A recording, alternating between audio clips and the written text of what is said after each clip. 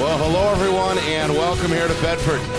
Nick and Astis, Steve Beals with you from the Beals Insurance Studios. It's FNL Rewind presented by Beals Insurance. Over the next hour plus, 1, 2, 3, 4 head coaches, a statewide acclaimed writer as well.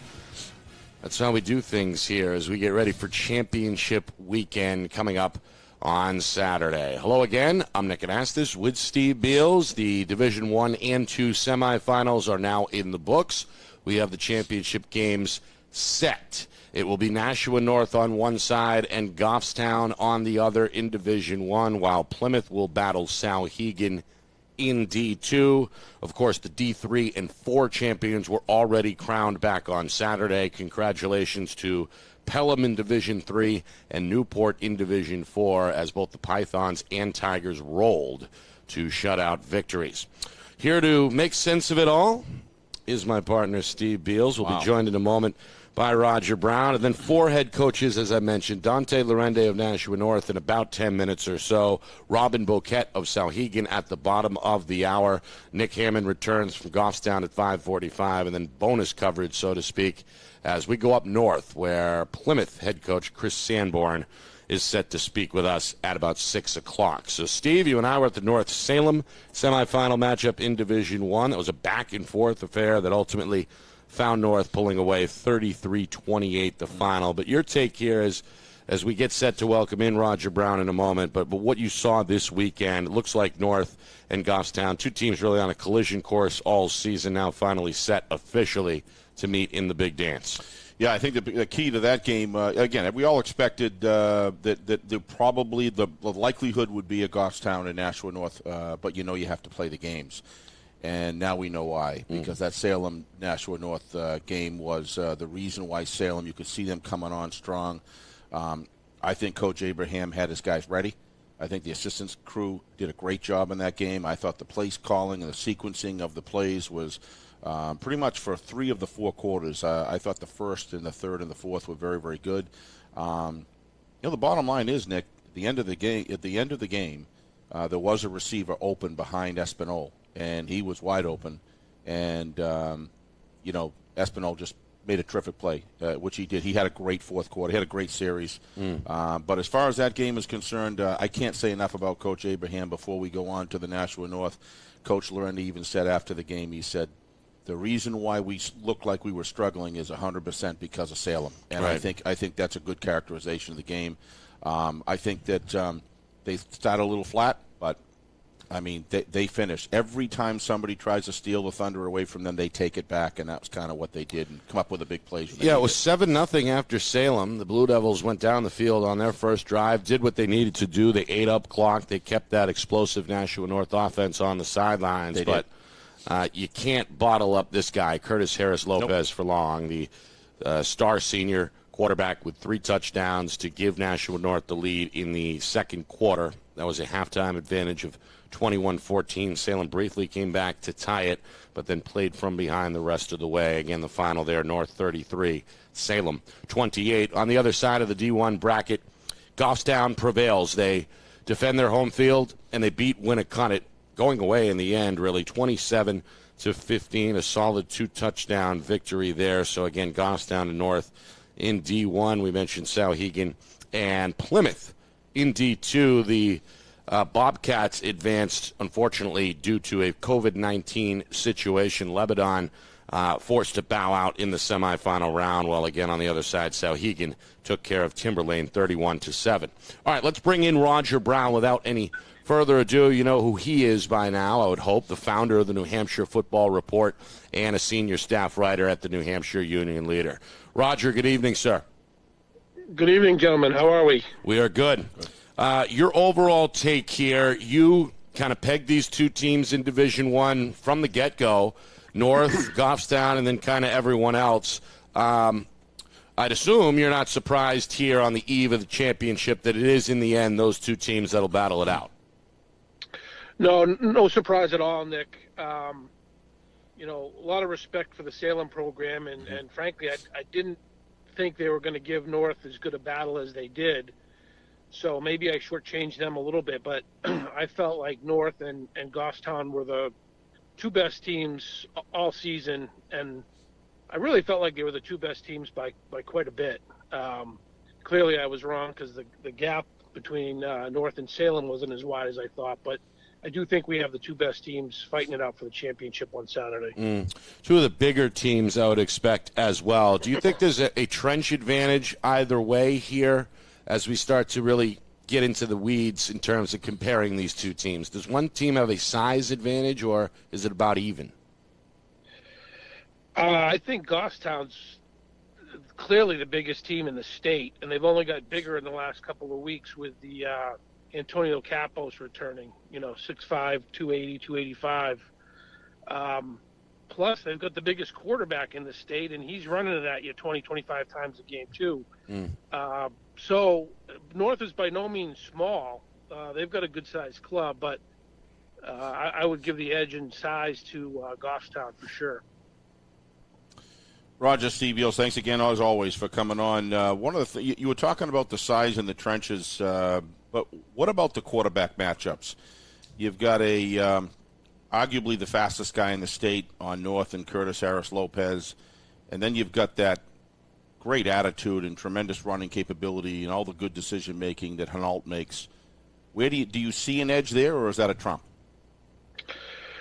Boy, I was thinking about that today, Steve, and I really think it might come down to whichever quarterback has the more productive day. That's who wins this game. Now, that's not to say that it's just on the quarterback. Of course not, yeah.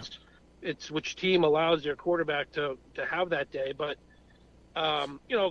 let's face it, Curtis is the ultimate weapon. He can score from anywhere on any play. Could be a broken play. But the more you watch Goffstown, the more you have to appreciate what Hinault does for that team. He takes a beating running the ball. He's a power runner for them. He's almost like a wishbone type fullback for them. He throws the ball terrific, underrated passer, and he's also lining up at outside linebacker, defensive end as well. Right. So, it's tough for me to say one means more to their team than the other.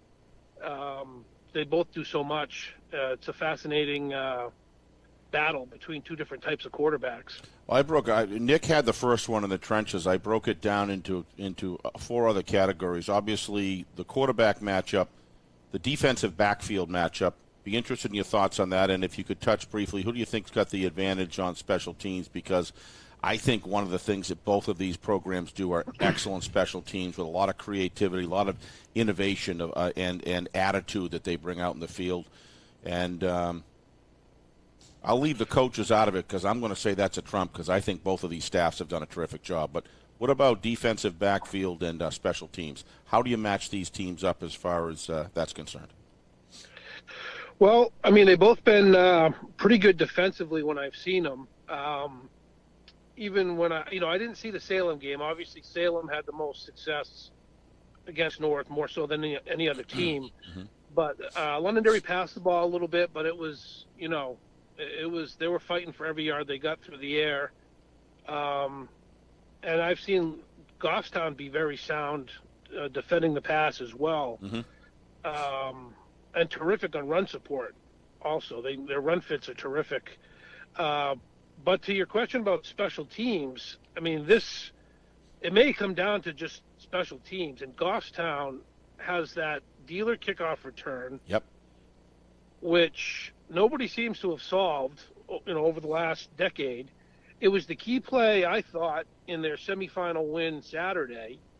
It was the opening kickoff return of the second half, allowed them to take a 2-touchdown lead. They didn't score on it, but it set up a short field. And if you don't, so a lot of teams don't kick it to them, but then you're giving them the ball on the 40-yard line or closer to midfield. So it's a really huge weapon in Goffstown favor.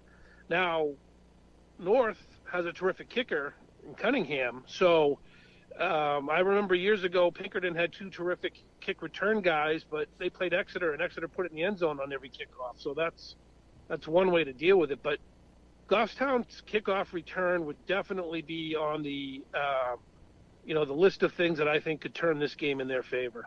I agree with you, Roger. I think that's great analysis. And if you were looking into a crystal ball, I think this game has a lot of fog and mist in it. And it's going to have to be done by attitude and someone's, who's going to step up and who's going to have that big day. And I think that Hinault can be one of those people for Goffstown, where I've watched him all year. Harris just does it every single game when he comes in, but I don't see a lot of clarity here, and I think this is for me personally, this is one of the best championship matchups games that I've seen develop, even though we've had a truncated season a long time, Roger. Yeah, I do think in recent years, it's always been a matter of, for me anyways, you have to build a case for the underdog right entering the Division I championship game. Well, I thought North was the best team by a good amount for most of the year, and they may be. But the more I see Goffstown, the more I think they may be able to win it all on Saturday. So I don't think there's the separation between the two teams is very little. That's the conclusion I've come to after watching them both multiple times. I think that's fair. You mentioned parity was a big play or in play in Division I all season long. Same thing, of course, even more so perhaps in your opinion in Division II. And yet again, it comes down to the two teams that a lot of people had circled. That's Plymouth, and that, of course, is Sauhegan.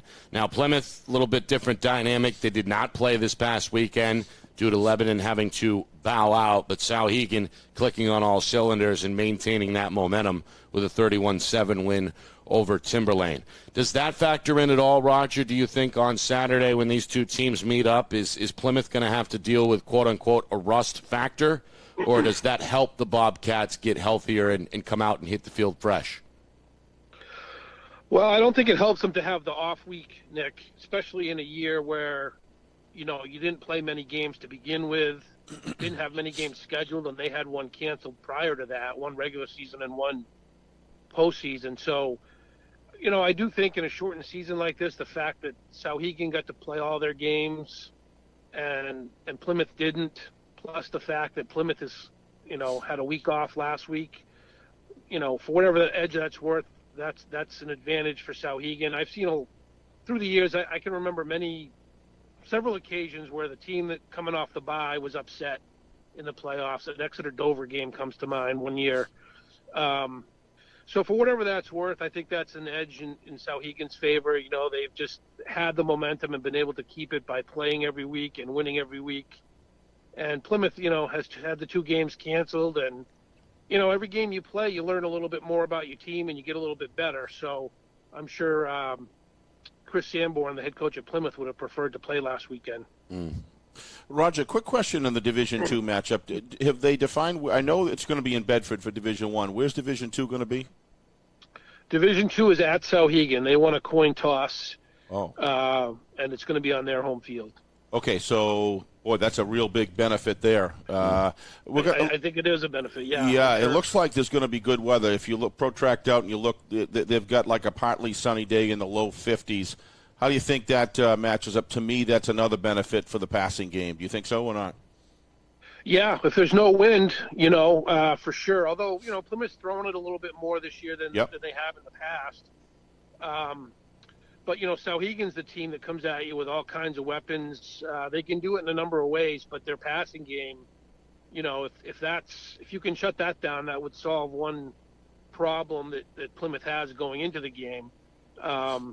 So I'm sure, a nasty weather, windy, rainy type day, Plymouth would take that and that would work in their favor more than Sauhegan's. But, if it's good weather, they're both just going to have to line up and do what they do best and see what happens. Well, we appreciate the time as usual, Roger. Thank you, and enjoy the championship weekend. I'm sure you will. Okay, guys, should be two good games. I'm looking forward to it. Do you know where you're going? I think I'm headed to Bedford for the Division I game. Although, both games, I'm fine with either one of them. I'm interested in both. Yeah, good games. Can make a case for any of the four teams. All right, Roger. We appreciate it. Thank you. Okay, guys, thanks for having me. Take care. Thank you. That's Roger Brown of the New Hampshire Football Report, nhfootballreport.com. And, of course, you can read him at the New Hampshire Union Leader as well. All right, coming up, Dante Lorende of Nashua North, plus a programming note for the upcoming championship weekend as well. You're watching FNL Rewind, presented by Beals Insurance. Back here at the Beals Insurance Studios, it's FNL Rewind, presented by Beals Insurance. I'm Nick Anastas, along with Steve Beals. We got Robin Bouquet coming up at about 12 minutes from now. Robin, of course, the head coach at Souhegan. Nick Hammond of Goffstown at 5:45, 6 o'clock, Chris Sanborn of Plymouth. And right now, or just in a moment, we'll bring in Dante Lorende of Nashua North. But we did want to touch base on the programming schedule for this weekend. Steve, myself, the crew at Friday Night Lights New Hampshire, we've been asked to broadcast for the NFHS, the National Federation of High School Sports. Of course, you can watch the game for a fee live on their website, nfhs.com.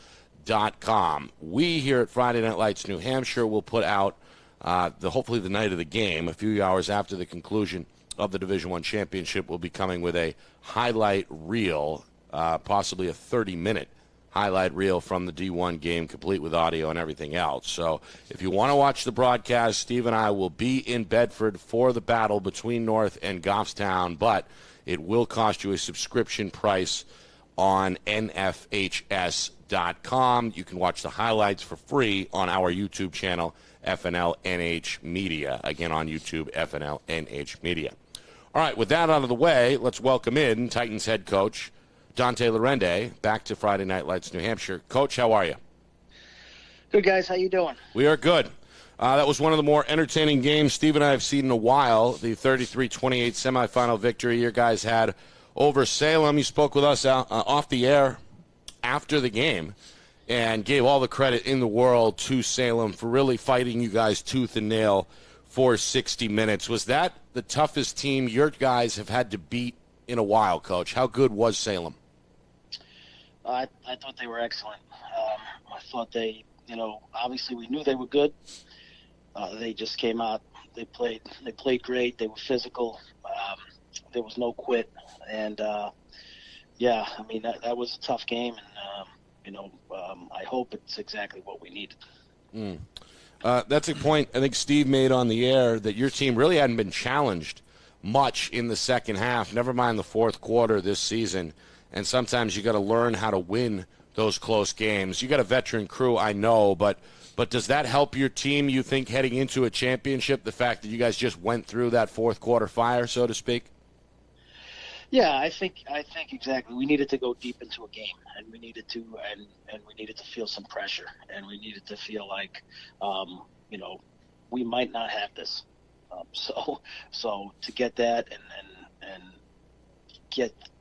play a full game, everybody, and have to know that it came down to the wire, that was a great experience. We know about the bigger names on your squad, and of course the biggest is the quarterback, Curtis Harris Lopez, but we've mentioned the surrounding cast, I think, a few times over the past few weeks here on this show. Was there anyone, though, Coach, an unsung hero that stood out in your mind on Saturday that helped contribute to the team's success? And if so, who is that one guy that maybe us in the media here often overlook?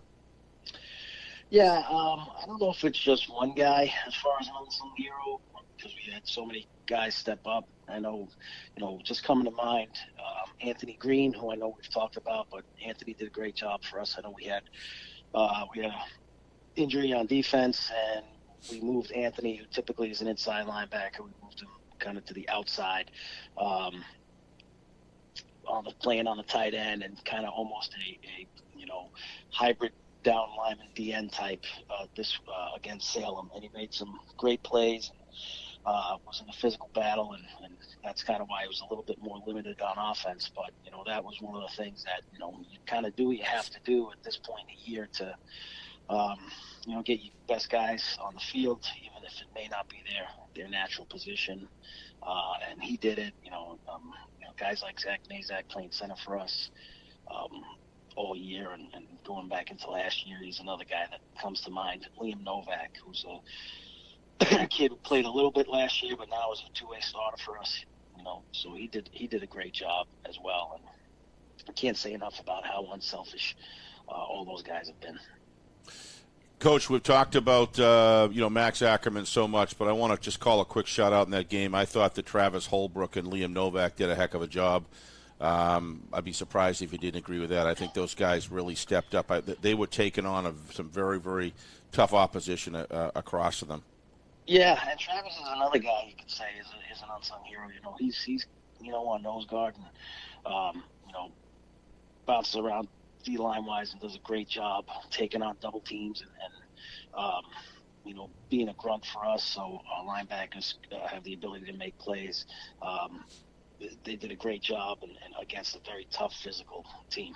Yeah, obviously Curtis Harris-Lopez just plays at a level that is obviously they're interested at the Division I level. He's really, in that mold. So I'm going to leave. I have all the accolades in the world. I don't want to underestimate Curtis's tremendous. But Espinal on your team, I thought Espinal did a great job at critical times on both sides of the ball. Next to him on the Salem Blue Devils, how about this McDonald guy? I saw you had to change up your line where you had Ackerman on the Fernandez run side, but you ended up moving him towards the end of the first quarter. I saw, and I thought you just made a tremendous adjustment by moving Ackerman over there because it began to collapse the line a little bit, or at least trump the line. And McDonald didn't seem to have his way quite to the same degree after that. Your thoughts on that? Yeah, we did a good job. Coach Taylor, our defense coordinator, always does a great job. He did. In-game adjustments and trying to get guys where we need to be. I think one of the biggest thing is we needed to settle down a little bit and, like I said, understand that, this was going to be a competitive game and not kind of get lost in the emotion of it. And, once we were able to do that, and like you said, I don't want to say that we stopped, and we certainly did it, but, I think we limited the big runs to as opposed to what we were doing in the first half. What did you feel in the first quarter when you in second, pretty much the whole first half, the whole game, but especially the first half about McDonald? You've been around a long time, Coach. You know ball players. It's one of the things you just do so well is you understand, and I think you build guys. How would you like to have a guy like McDonald in your football team? I know we're pretty. We got a bunch of guys that can run, but when I saw him on film, with a couple of games, he took one a 65-yarder and 80-yarder, and he just looked like he got shot out of a cannon. And we were just praying that we can't let this kid, we can't have this kid running through gigantic holes like that because we're not going to catch him.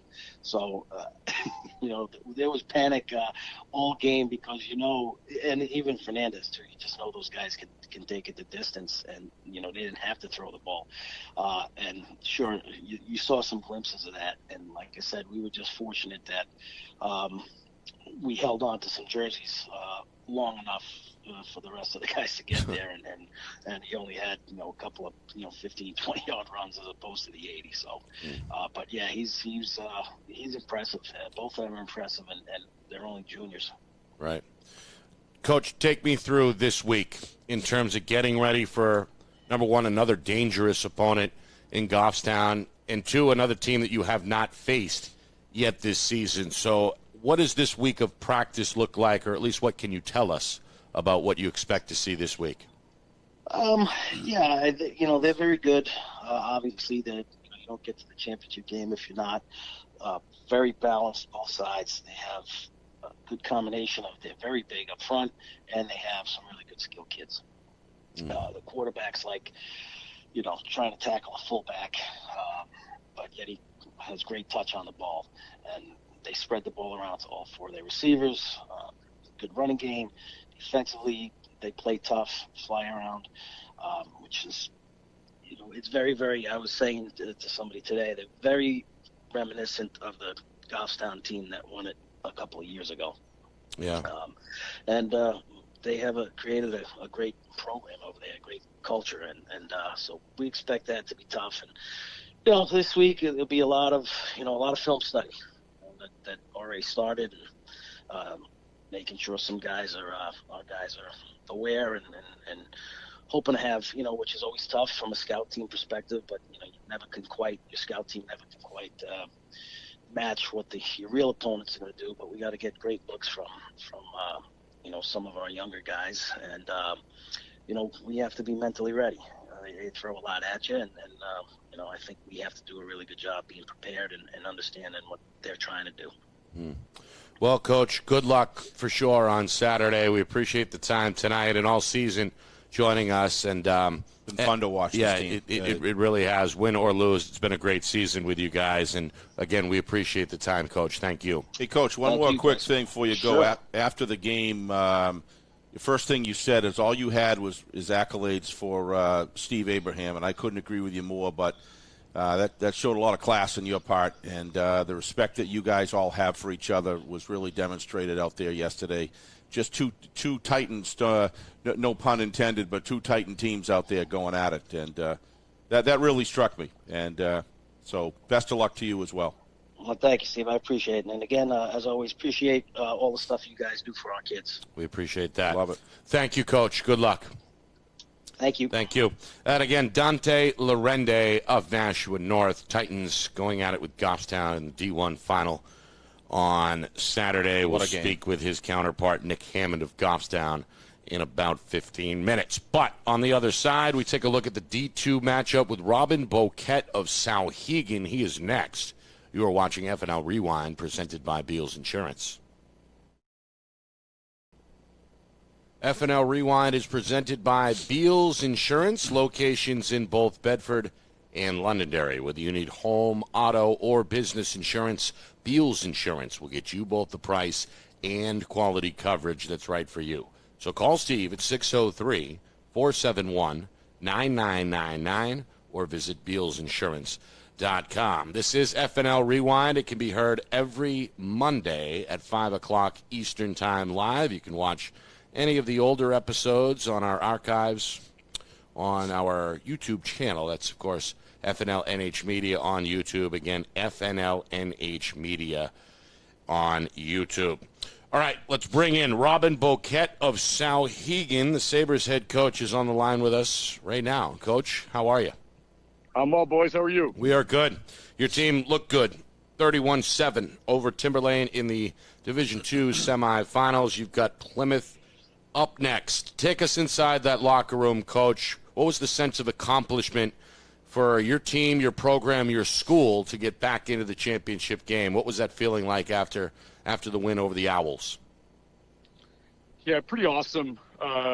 You can feel the excitement in the building, kind of mounting up, and then especially today, knowing that we're hosting on Saturday and playing a exceptional Plymouth team, and but just really happy with it took us a little bit while to get going on Saturday, but we've been playing some great complimentary football in all three phases, and the second week in a row our first touchdown came on a block punt. It really sparked our team and kind of kicked the offense in gear, and it was nice to see how our guys finished there at the end. Let's start with the offense, Coach. Your team has been putting up some eye-popping totals, over 63 points in a playoff win last week, and then you put up 31 against a stubborn Timberlane team, a former Division I Timberlane Owls squad. Talk about that offense and how it seems like, at least from the outside looking in, that it's starting to come together. Do you agree with that? Yeah, well, the 63 might be a little bit of a mirage. We scored 4 non-offensive touchdowns in that game. But again, I think offensively, we clean up some penalties and some silly mistakes. We feel like the only team that stops us are ourselves. But no, we've been getting better every week. You guys saw us early on, like against BG, and we were close there, and just felt like we could have put some more points on the board there. And well, we're just starting to come together. Kind of clicking and firing on all cylinders at the right time. Our balance on offense is exceptional. We have 14 different guys who score touchdowns for us. Wow. And you can't just stop one guy. And I think that's the beauty about what we have going on right now. And I think as well, Coach, quietly your defense has gotten better week in and week out, it seems, as well. A lot of those guys on the offensive side, of course, are two-way starters, but you mentioned some of the touchdowns coming from other areas outside of the offense. Assess the defense and the special teams as well, for that matter here. Are they also peaking at the right time, do you think? Yeah, defensively for sure. We had a little setback against Hollis. We were doing some things that we hadn't done in the past, all season. We didn't defend the pass well. We weren't tackling well. But last week against Timberlane, kind of brought it back together.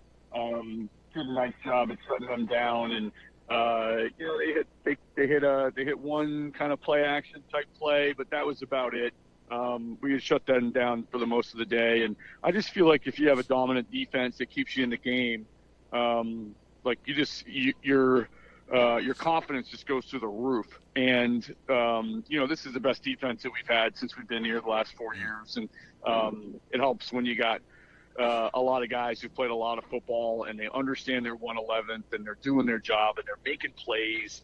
Having great players helps, and that's what's going on. And we put a premium on special teams and drill the fundamentals, not just the scheme. And I think it's paid dividends the last. Our kick return team, our kickoff team's gotten better. Obviously, our punt return team is solid, and just really happy with where we're at right now with that.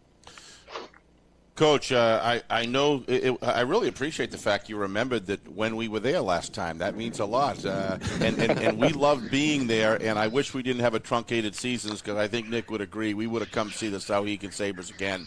Why not? I'm telling you, it was a great venue to play in, and everybody was just great to us. So, question I have, let's be realistic here. Plymouth has done it year in and year out. It's been an institution of getting to the line quick, doing a great job with fakes, bringing a lot of different guys to the line, trying to drive your linebackers crazy, keep everybody home so they can overload one side. What do you have in your defensive playbook, or do you agree with that, first of all? And how do you stop a team like this, because you know that they're going to be looking to run 7 to 9 minute drives, which they're used to doing, and that's not going to bode well if they're able to have their way with you like that. What do you see coming forward? Where are your strengths that you think you can match up? Yeah, first and foremost, all the respect to Coach Sanborn right. and what those guys have done at Plymouth. And, I've gotten to know Coach Sanborn the last few years, and, we've developed kind of a mutual respect for each other. And, I think any time that guys run their program the right way and they do things the right way, you're always going to have respect for them. But no, you hit it on the head. Like it's a typical Plymouth team. They're going to be fundamentally sound. They're going to be great at blocking and tackling and getting off blocks and kind of all the things that, no matter how the schemes change, that's always been the key in forever in football. And nobody does it better than Plymouth. I would say defensively, it's doing those things from a defensive standpoint, reading your keys, doing your job, getting off blocks, knowing where you fit in the defense, not trying to do too much, doing a great job at tackling and running to the football, and really making them make those 8-minute drives. Like, it's as much as that's tough to keep us off the field. We'd rather have them try to get it every 3 plays on a first down than hit the big play. But they do that, with their play action game. They have great counters. They find ways to find the holes in the defense and exploit it. But no, they just do a great job. But I know that our guys will be ready. And defensively, we've been more fundamentally sound this year than ever. And that's what it takes. That's what it takes to beat the Plymouth Bobcats and pretty much anyone. But no, they got some playmakers over there. 19, 44 Johnson, 84 Sanborn. Anytime you got a 3-year starter with Bannon at quarterback, at beat going to his 3rd championship game, they got some good experience over there. And no, it'll be a dogfight. Absolutely. Hey, you guys were able to flip a coin and you were able to get home field advantage. So the Sabres are going to be eating home cooking that day. And also, if you look at the protracted outlook at the weather, it certainly looks like it's going to be low 50s and pretty much sunny. So how do you think that plays into the contest? I know it's kind of a loaded question, but, I mean, both of those things, from my perspective, I would say comes a little bit in the favor of Sauhegan. What do you think about that? Well, we've played. The only thing that worries me is the wind. Yeah, that's a good point. But we've played in snow. We've played in rain. We've played in the cold. Like none of that matters to our kids. But the fact that it is going to be low 50s and sunny, or mostly sunny, that's just awesome for anyone playing football. Right. But certainly that's certainly. It's awesome to know that, right? And then, obviously playing at home is a huge, we feel is a huge advantage for us.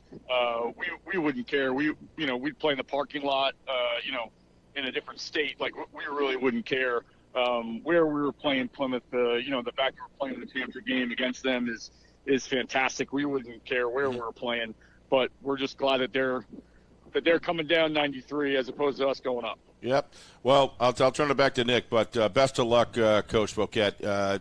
The spirit, you can tell these guys have it in the team. It comes from somewhere, and also just done a great job this year. And, so many coaches have come in first year, and they've been able to, do so well.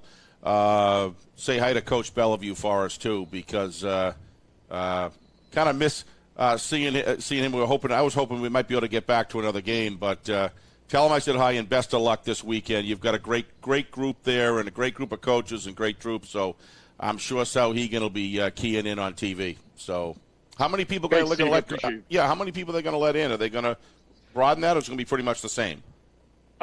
From what I hear, it's going to be about the same. I think that Plymouth will be able to have two tickets per fan. I know good. that they're good. Yeah, that's good. Our department is they have whole new championship game. It's a little bit different. So now they got a little bit different protocol, and they're making new tickets. And but no, it's going to be a great venue to watch. It's going to be great. Can't wait to watch it. Good stuff. Thanks, Coach, good luck. And again, thanks you for joining us tonight. We appreciate it. No doubt. Thank you.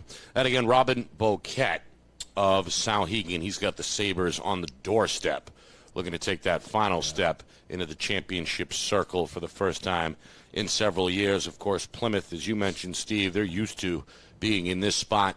State champs in 16, 17, and 18. Came up close last year, but fell in that championship round to Hollis Brookline. Of course, Chris Sanborn will join us here in about 15 minutes or so. But first, on the other side with Goffstown's Nick Hammond as the fun continues on FNL Rewind, presented by Beals Insurance.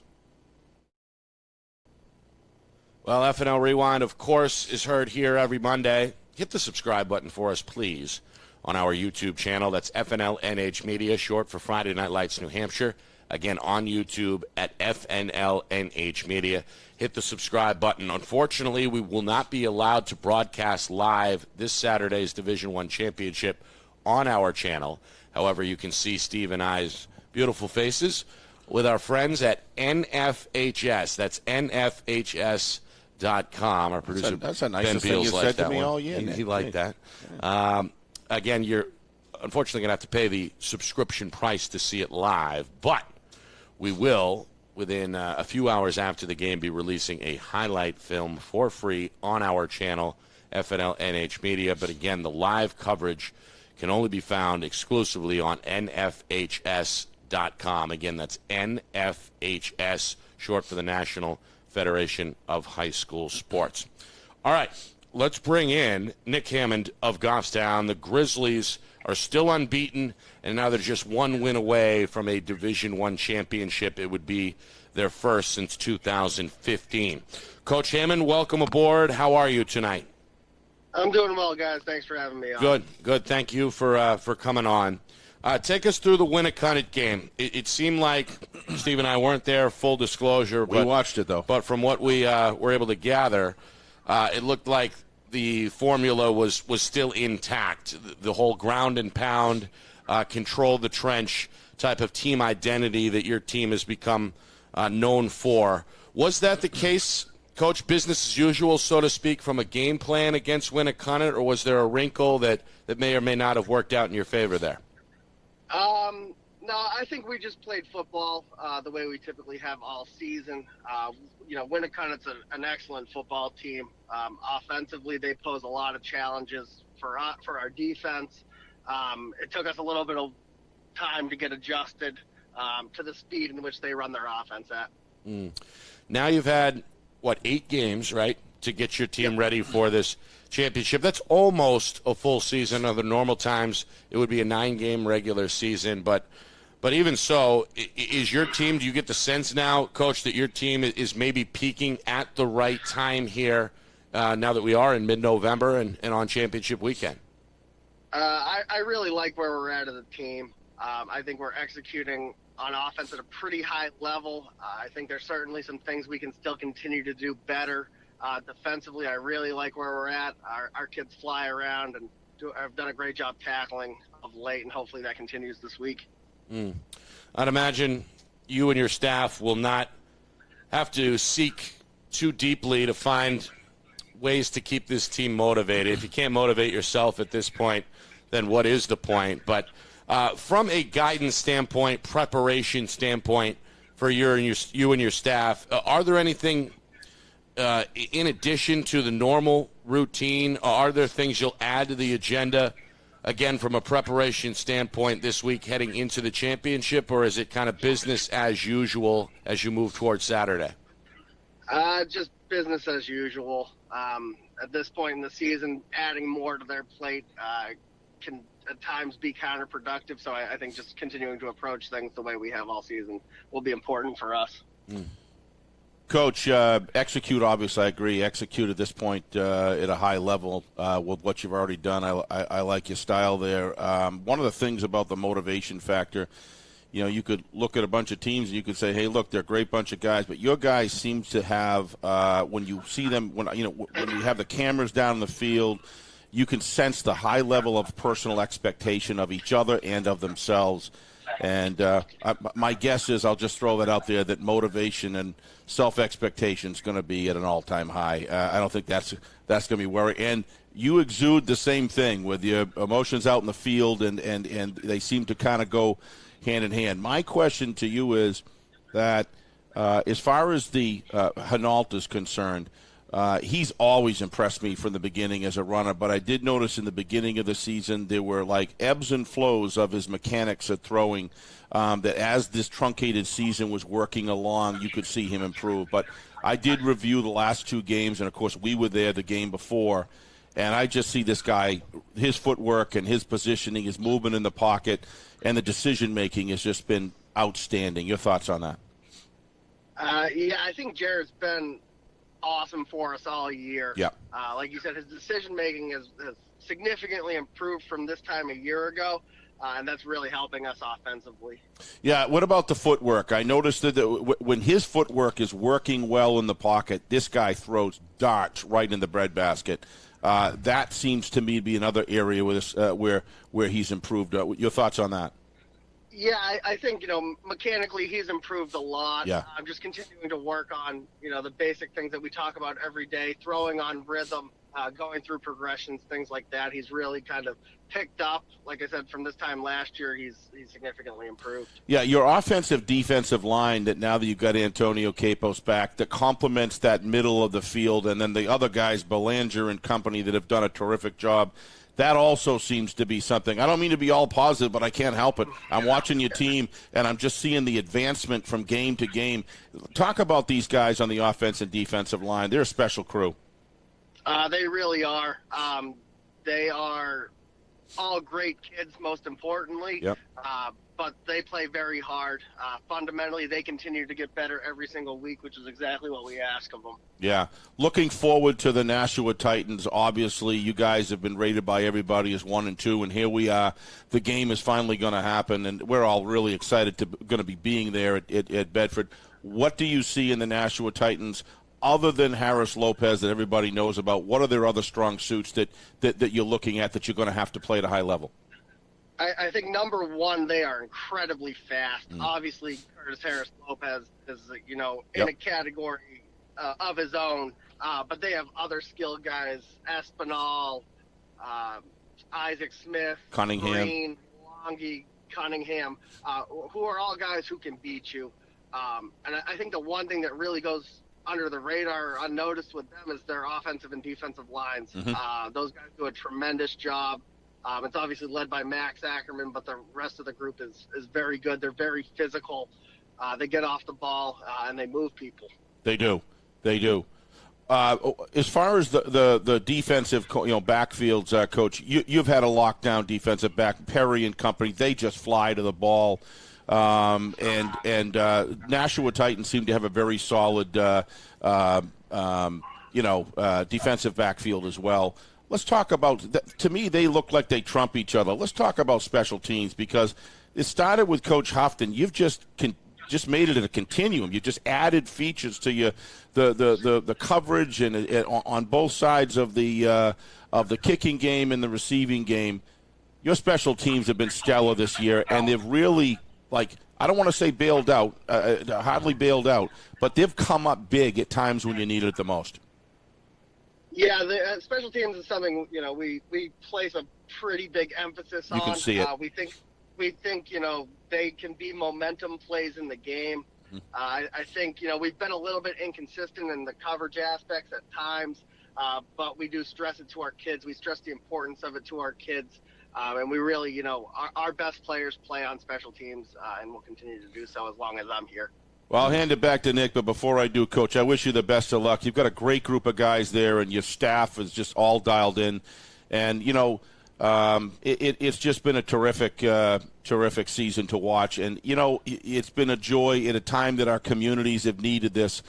Football is just a terrific way of bringing communities together, whether they're at the game or watching online. And I thank you and all the other coaches, and we're going to have a Titan.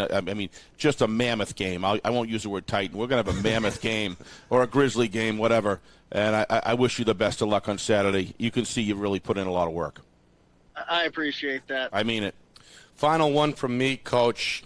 If I've got my timelines correct, I believe you served under Coach Lorendi at Nashua North back in 2015. Is that correct? That is correct, yes. So do you guys have any kind of a friendly wager? Maybe something on the side here coming out of Saturday's game or no? This could really be big, yeah. No, nothing on the side. Coach Lorendi is a great guy, tremendous football coach. He's done a great job with that program. All right, that's what we get. That's about what we expected. We'll let you guys duke it out on the field for sure. I know you guys are still pretty tight off the field. Coach, amazing job to this point. Win or lose Saturday, you guys have had a memorable season for sure, and we appreciate the time with us here on FNL Rewind. Thanks again. All right, thank you, guys. Thanks, Coach. Well, there you have it. Anything jump out at you there, Steve? Yeah, I just want to call out one more guy. Ben, our production manager, reminded me, Mikey Levesque. I mean, this is a kid who's probably 160 pounds or so, and he plays like he's 210 and covers a lot of ground. Covers a tremendous amount of ground. Has come up with some big plays. So I just wanted to, I talked about Capos a couple weeks ago. This is a guy that needs some recognition, or doesn't need it, but should get it because he's been a big part of that Grizzly team. Playmaker for sure. Yeah. All right, little bonus coverage for you, Chris Sanborn of Plymouth, a guy who pencils in championship weekend basically year in and year out. The Bobcats are back. They're looking for their 4th Division II title in 5 seasons. Will they get there? We'll ask Coach himself here. Coming up in just a moment. You're watching FNL Rewind presented by Beals Insurance. Overtime here on FNL Rewind. That's what we do here, especially on championship weekend. We've already bagged 4 interviews, but one more on the way here to close out the show as we head to the North Country. Plymouth's Chris Sanborn joining us. The Bobcats looking for their 4th Division II championship in the last 5 seasons. Coach, good evening. Come on in and welcome aboard. How are you? Thank you guys for having me. Thank you. Not the way I'd imagine you envisioned or were hoping to advance to the championship. Your opponent, the Lebanon Raiders, unfortunately had to bow out. So the first time, or by the time you hit the field on Saturday, your team will not have played a football game in 2 weeks. Is that a detriment to your team, or is that an overrated factor, you think, that after a week off you're asked to get thrown right back into the fire, especially against a good team like Souhegan? Well, I definitely think with high school kids, it's a big detriment. The last thing you want to do is have a bye week, especially a bye week getting the championship. But, it is what it is, and we're just happy to be playing, especially in this year with COVID. And, at the beginning of the season, we weren't sure you're going to play, and you've done anything just to play a game or two, and then we're still going into the championship in 5 years in a row, and we're just happy to be there. And this is not quite uncharted territory at this point for you and your staff, as you had a regular season game canceled as well, so you've been able to roll with the punches, so to speak, at this point. Has that rubbed off on your team, do you think, at this point as well, Coach? Are these kids kind of used to facing the unknown, so to speak? And if so, then I'd imagine they could take this with a grain of salt as well, or at least hit the ground running with it. Has this COVID-19 situation affected your team in that regard, I guess, is what I'm trying to ask. Yeah, well, it happened to be Lebanon had to cancel on us both times. We were supposed to play them in the regular season at home, and they had to cancel on a Friday. And then again, for the semifinal game, they had to cancel again due to COVID. Unfortunately, we were kind of anxious to play them. And we just been telling the kids every week that, hey, you just got to enjoy every moment because you don't know what's coming. Enjoy playing a game. I said to them after we beat Kennett there for the second time in the playoffs there, hey guys, enjoy it because we don't even know if we're going to get to next Saturday, and just enjoy this game and don't look ahead, and especially for these seniors. And I think they just know. You just never know what the future, and we're happy to be playing. Coach, we hear a lot about the Plymouth culture, and of course success breeds more success oftentimes. You were there for what 15 years before you took the head job. You were an assistant there. You saw Chuck Linehan rack up title after title. Of course, you were a part of that, being on his staff. But what has the winning, the perennial trips to the championship, the trophies in the case, so to speak, describe that culture for us, and how that winning has kind of rubbed off year in and year out with your program? Well, I think, number one, you get great community support behind you. It's amazing, the support we have. And the coaching staff, the coaches that are willing to commit their time. And I think we got one of the best coaching staffs in the state of New Hampshire. It's a large coaching staff, and they just do a great job. And the kids, it's an expectation to win. They know what's expected of them, and they're willing to put in the sacrifice and the time to do it, the commitment. They know that they're going to have to practice hard, they got to play hard, and they got to do it the right way. It's not about me, it's about the team. And success is measured in championships, not in all-state plaques or anything, not in yardage, anything like that. It's about wins and losses, and the kids buy into that. I think that's what that culture brings, is kids that are willing to do it the right way and do what you ask of them, and parents that are willing to let you coach their kids on top of that. Boy, that's really important today, Coach, for sure. Yeah. Coach, Steve Beals here. Thanks so much for coming on. Really appreciate it. Lived up in the North Country for 12 years up in Jefferson, New Hampshire, way up there. And I remember when my two boys were born, that I was thinking, where were they going to play football? And I was thinking to myself, boy, that's a long ride to practice, but we're a little crazy, so we'll do it. But we ended up moving down south for family reasons, but believe me, we knew all about Plymouth back then, and you got a great program, great culture. One of the elements of that culture, Coach, as you know better than anybody, is that offense that you have, quick hitting the hole. Everybody has to carry out fakes and execute to perfection, and you drive linebackers and defensive ends and cornerbacks nuts. Is that going to be kind of a loaded question to start, Chris, but is that going to be your game plan, obviously, going in here, and how do you think that stacks up against a very good Souhegan defense? Well, I think Souhegan is exceptional on both sides of the ball, especially defense. We are who we are, and we do what we do, and win or lose, success or not, we're going to do our thing. And right. We just gotta, the kids got to believe in the system and believe in the execution, and that's the key. You just got to execute, and you got to play tough up front. And Souhegan's got some ball players over there, and we know we got our work cut out for us, but hopefully we're able to bring out our brand of football and have some success with it. Yeah, one of the things, I don't know their names, and I apologize for that, but could you tell me your two guards' names? Because I watched some film knowing this interview was coming up, and they looked tremendous. Who are those two gentlemen? Well, obviously in the wing T system, your guards are two of your most important positions. We love to pull and trap, and one is a senior in Trent Sargent. Okay. Yeah, and the other one is a junior in Eddie Camp, and they've just done a fabulous job for us. I'm telling you, a lot of guards, they pull one way. They don't necessarily pull backside the other way. These guys get it done on both sides of the field, of the hash marks. And I'll tell you, I watched them, and to be a good Plymouth team, like you said, you almost got to put your two best rugged athletes there and in that offense. And I love that offense. You can already tell by my exuberance here. But those guys, I just wanted to get their names called out because they just looked terrific in the two games that I reviewed. What about containing on defense, Coach Bellevue and Coach Boquette's passing game? Are you ready for that, obviously? And do you think that you can slow that down? Well, I don't know if you're ever ready for it. That's for sure. They do a phenomenal job. They're very well coached, especially on the offensive side of the ball. And they give you a lot of different looks, and they do a lot of different things out of those looks. And, they got a great quarterback, some great running backs, and obviously some exceptional receivers. And they give you fits just because they do a lot of different things out of it. They got some things that they do very well. And, we got to stick to our keys, and we got to do our things, and we got to play up front. And, if they get rolling on the run and then on top of that, they can throw over the top on you. You're going to be in for a long day. So we just got to be disciplined, and we got to do the best we can. Yeah. And try to get them to make the big play. One of the things that I noticed, and actually, Roger Brown stole my thunder earlier, as he always he's such a good analyst. I also noticed it as well that you are passing about 15 to 20% more. What's brought that on? Is it the competition that you're facing? Are they stacking the box earlier than later? What's the reasoning for increasing the amount of play action? Well, we're just behind the times up in Plymouth. We didn't know the forward pass was legal until a couple of years ago. That's the problem. We're just catching up. I actually love it. I mean, you guys. But what is it that you're stepping? Is it because they're stacking the box earlier on you? Because that in the game film that I saw, they almost went right into almost 9 guys in the box. Is that the reason you're doing it earlier, or is it just you're looking to spread out just a tiny bit?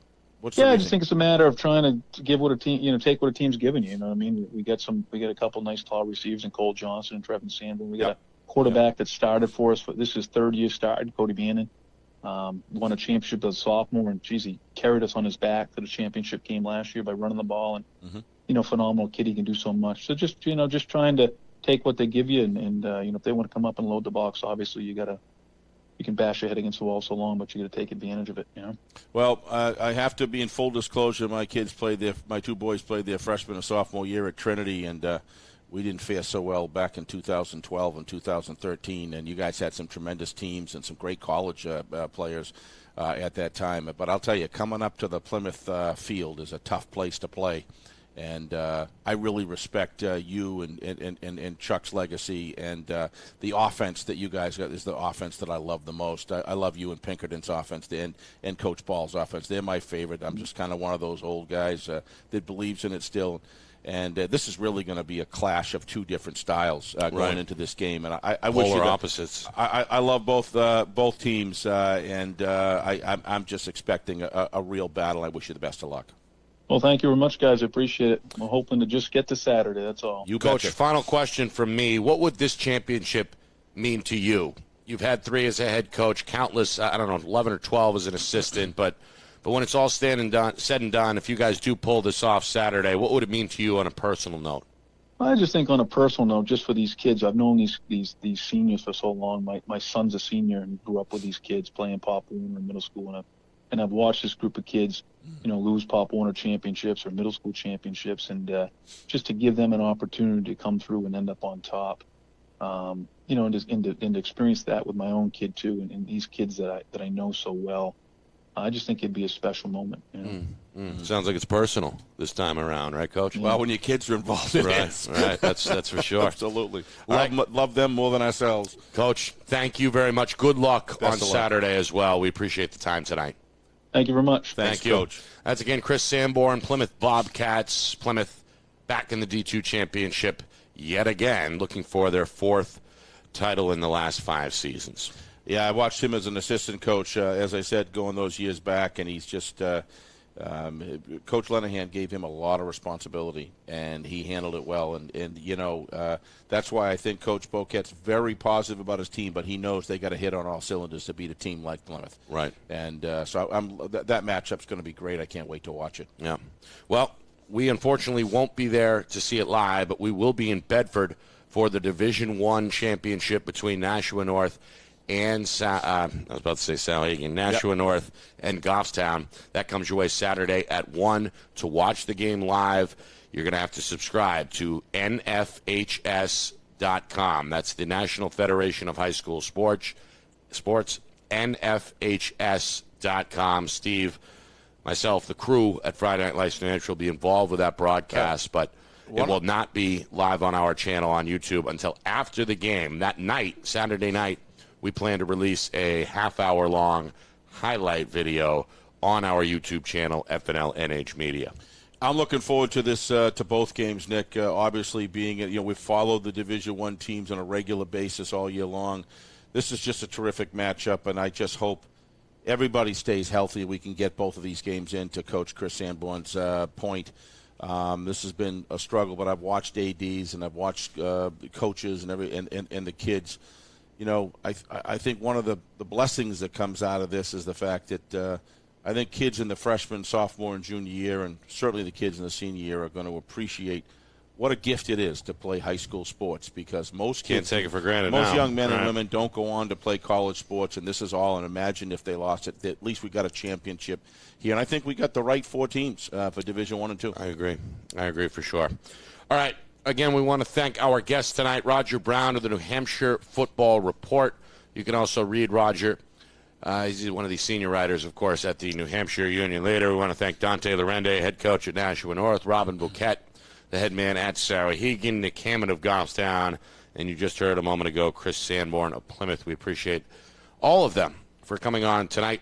Of course, we appreciate you as the viewer as well for bearing with us every Monday throughout the season. Well, not just every Monday, every Friday and Saturday as well. But we'll be there in Bedford Saturday at 1. NFHS is the website, again, if you want to watch it live. That just about does it for us. For our director, Ben Beals, my partner, Steve Beals, I'm Nick Anastas saying so long. This has been FNL Rewind, presented by Beals Insurance.